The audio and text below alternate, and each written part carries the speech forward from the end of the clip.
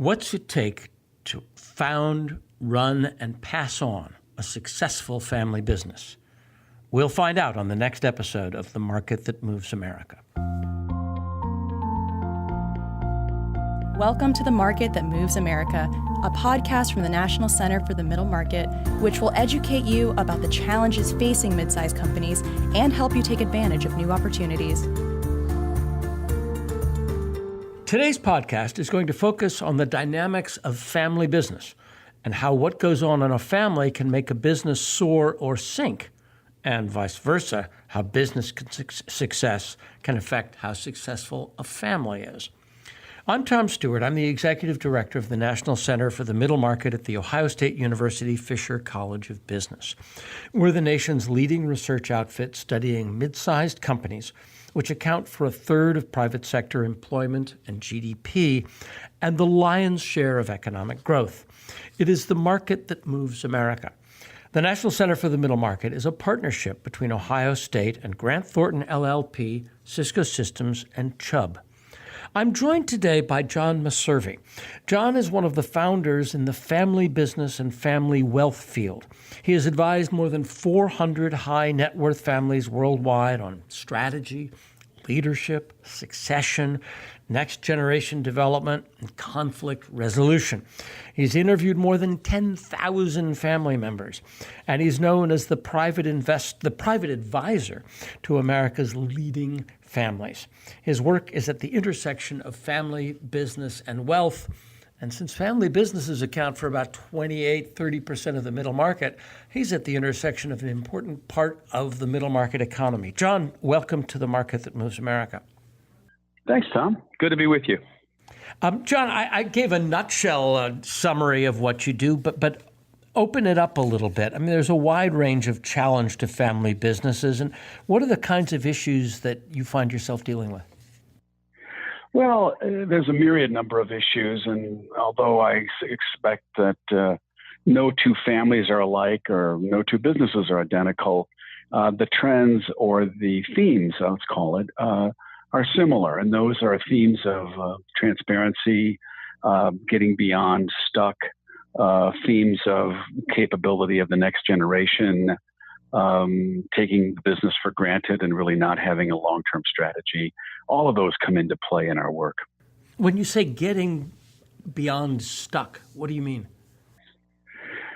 Well, all families get stuck at some point, and this is particularly true with families of wealth or high-performing families where, money becomes an exponent on almost anything.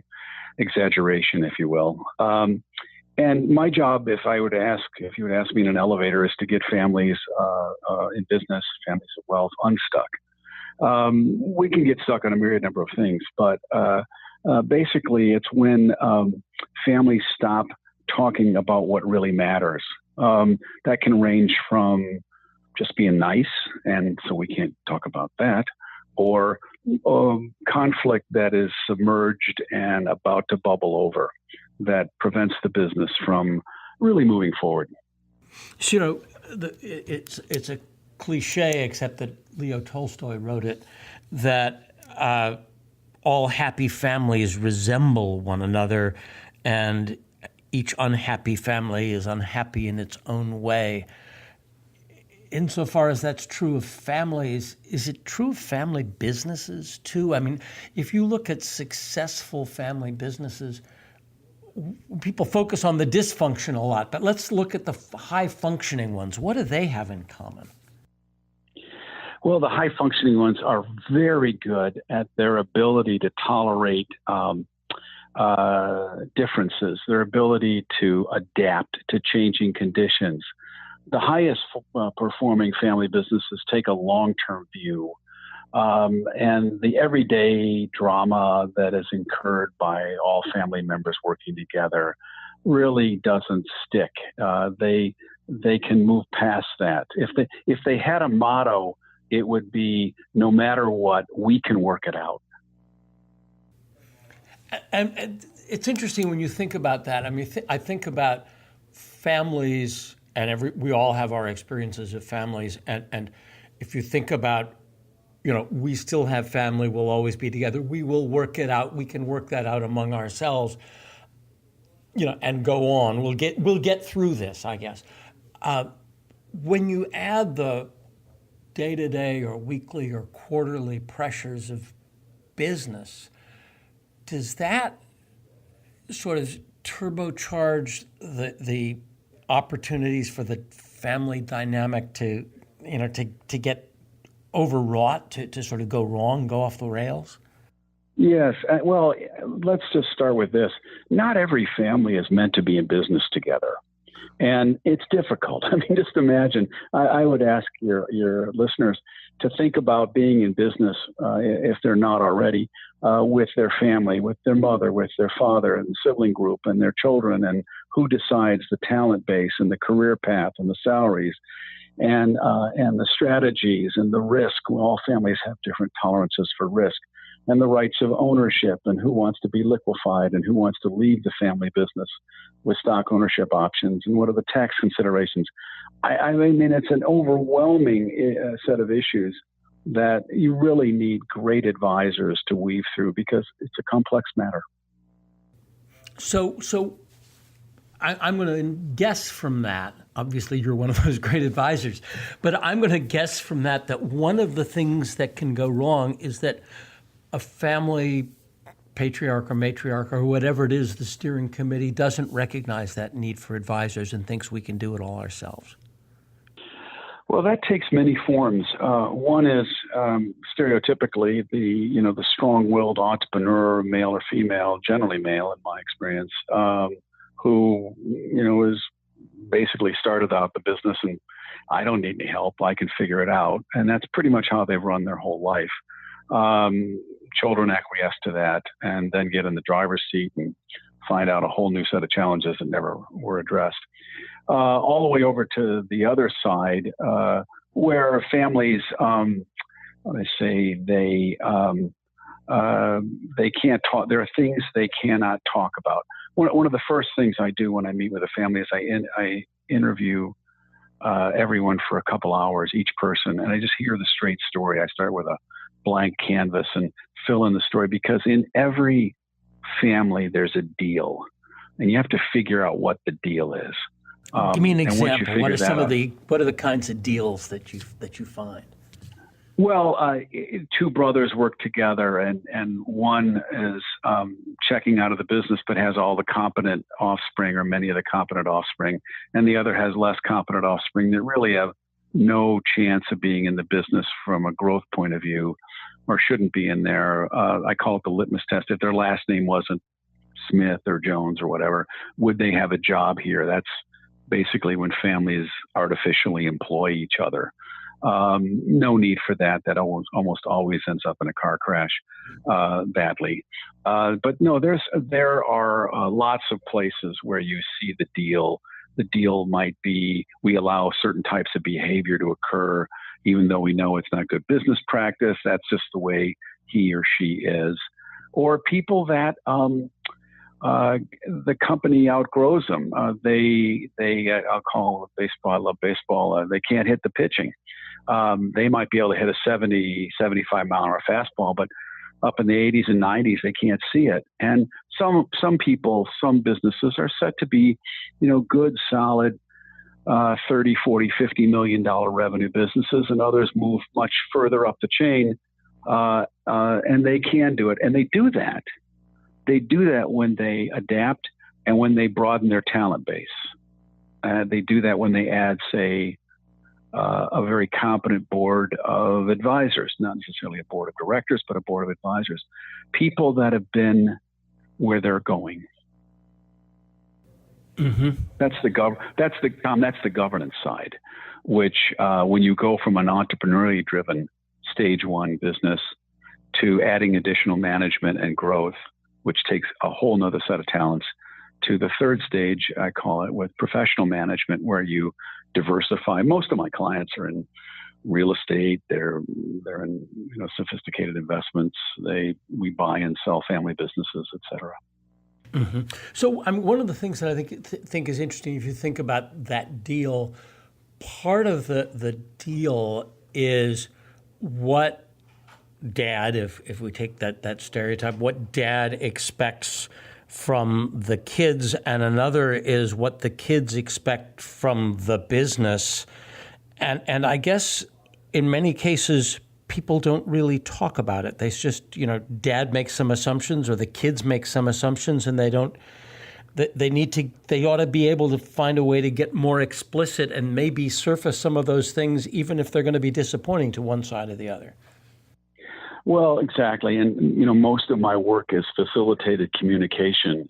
As some have said, John, if you weren't in the room, this would have lasted 8 minutes, because there are triggers, communication triggers of hot topics in family businesses that really do need to be explored.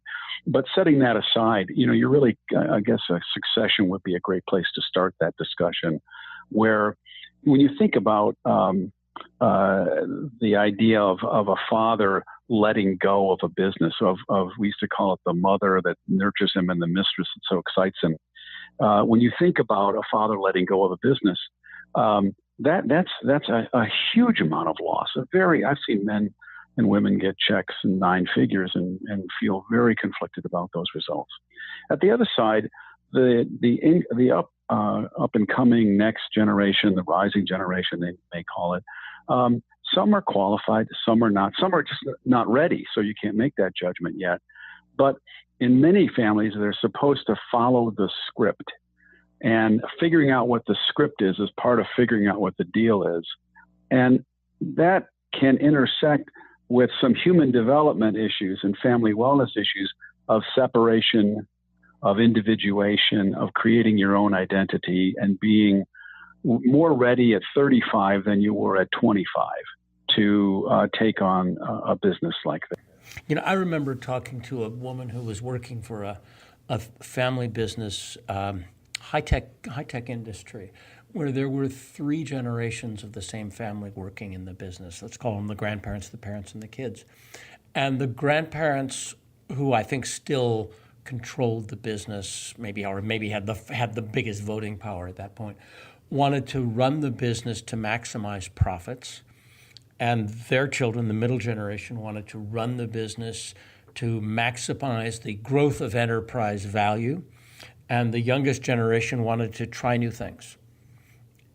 And it took them a long time to figure out that they were actually speaking from their generational. They didn't have a strategic conflict. They had a sort of a generational conflict. It took them a while to understand that each person was actually expressing what you'd naturally expect to hear at their stage of life. And once they understood that, they could actually go and make decisions better. Absolutely. That's actually a great catch. I've not heard that, but families have different levels of needs and different levels of risks, and they also offer the family business different levels of talent. And I always like to say, look, let's get the square pegs in the square holes and the round pegs in the round holes. And if they don't fit, it doesn't mean it's a permanent condition, but maybe right now it would be helpful if Jim or Susie or Sally or Bob worked elsewhere outside of the family business and came back. I can't imagine that it's exactly optimal for someone to only work in their entire working life at one company. I know it's done all the time, but to me personally, I would find that less stimulating than going out in my 20s and working at a number of other firms and bringing that experience and talent back to the family business. You mentioned earlier family businesses that can be pretty happy, sort of going along and doing well. Sometimes we call them lifestyle businesses. What are the kind? If you think about the internal and external stressors that can take a company that's going along pretty well, what are the ones that are most pointed in your experience? Internal or external? Where would you like me to start? Start with one. Do one, then the other. We've got a minute. It's a long list. First, let me just say this. It's critically important for families to trust each other. If you had asked me about one feature, I would say trust and transparency. And transparency builds trust. There's an old line. Openness is self-insurance in a due diligence process. let it out. So don't And hide it. the flip side of that is Groucho Marx, right? Are you going to believe me or your lying eyes? Well, the stressors are multiple. Competition. Right now, I'm seeing a number of families. I don't know quite why this is at this moment, but I have the highest number of families seeking to sell their family business right now. And it's an unusual step. I don't know if it's the inverse yield curve going on right now or the world economy or the political drama or whatever, but families are starting to take some chips off the table. The questions they're asking are, how long am I going to live and what's healthcare going to cost? So financial security is always one of those stressors. And I think that there's a more focused approach on preparing the next generation, getting them a great, well-rounded education. Liquidity events, I call them SLE, sudden liquidity events, are always fraught with, do we want to demotivate or motivate our next generation? How much can dad or mom survive retirement, if you can call it that? I like to use the word transition rather than retirement. All of those are factors that I see. And they're all laid around this whole idea of communicating well, choosing your words carefully. And some days, let it go. Just don't even say it. You don't have to say everything every day. Just some things you just need to just put away. The classic family business succession problem is, I guess, the King Lear problem of waiting until too late. Imagine a sort of a mid-career, midlife, 45, 55, rude, good health family executive with a couple of, maybe he or she is, let's give them grown kids, so maybe 50 or 55. What are the 2 or 3 things they ought to be doing right then when transition is the farthest thing from their mind? What are 2 bricks or 2 or 3 bricks, the foundation blocks that they should lay in right in the prime of life to make sure they have a better chance at that transition moment? Well, one is to negotiate the right amount of separateness and the right amount of togetherness. Something that's going on right now in my work is who you marry in that second generation is a major determinant of financial success down the line. Parenting, financial stressors, real or imagined, et cetera. So that's a part of the kind of a far afield part of my work. But it's very much a part of the active discussions that we have. Another issue for the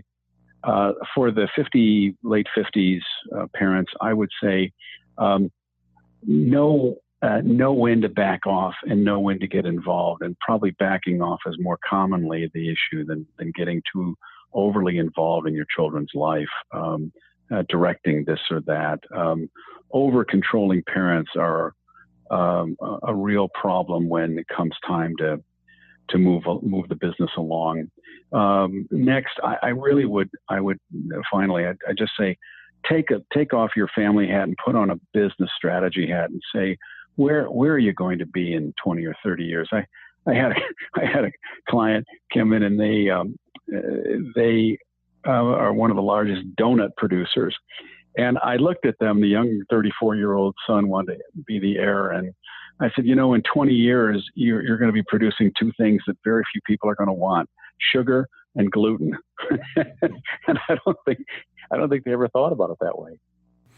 Yeah, that's true. So, but I think it's an interesting question when you think about when you talk about the difference between being a parent and being a boss, and I guess to some extent, at least in our heads as parents, we think the kids are going to have to go and make their own mistakes. They're going to, leave the nest. They're going to set up on their own.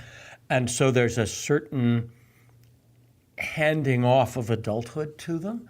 But the boss may have a harder time, in a sense, handing off to a child than that same person might wearing his or her parent hat. Oh, exactly, Tom. That's a great point and perennial issue. Remember that a parent, from their perspective, has seen diapers, has seen grade school photos, has seen, ridiculous. They just shouldn't bring them out in the boardroom, right? In high school. Well, it's a little bit like Tommy Boy, the movie. You don't come out of school after 5 years and become assistant to the president and have an office next to dad. I mean, that's the heart of that movie. And almost all of my clients bring up Tommy Boy at one point or another as an example of what they're trying to avoid or what they have to face. I think that the important skill that needs to be added here is that you can't just look at this as a business issue, that having background in family systems, in the key phrases of separation, individuation, identity formation, triangulation, understanding how those work both in generational rivalries, sibling rivalries, which can be managed but not always eliminated, having a background in communication and conflict resolution. Those are, if they were looking for someone to help them, those are the skills that I would look for. They're going to make a lot of money. My clients are the alpha wolves of capitalism. They know how to make money. They're very good at it. It's the family issues that more often than not perplex them. Interesting. And so what I think we're seeing, and I wish we didn't have to wrap this up because I think we could go on and on and on, is that there are really interesting ways in which family and business intersect can be both constructive and destructive, and you can get into virtuous and vicious circles on there. And it seems to me that one could do almost a checklist of 10 things public companies can learn from family businesses and 10 things family businesses can learn from public companies, and come up with some very interesting mirror images. And maybe, John, we ought to come back and have one or both of those conversations.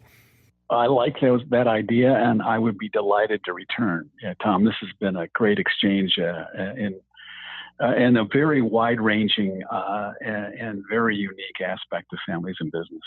Well, John, thank you very much. And for more, John Messervey, as he said, is a counselor to more than 400 clients and has interviewed thousands of family business executives and heirs and scions and so on and so forth. You can learn more about him and his work on his website, privatefamilyadvisor.com. And I urge you to check it out. And John, thank you very much for joining us today. And thank you all for listening to The Market That Moves America. Never miss a new episode. You can subscribe to the podcast on iTunes, Stitcher, Google Play, or wherever fine podcasts are found. Or you can subscribe and learn more about the National Center for the Middle Market at our website, which is middlemarketcenter.org. Thanks very much.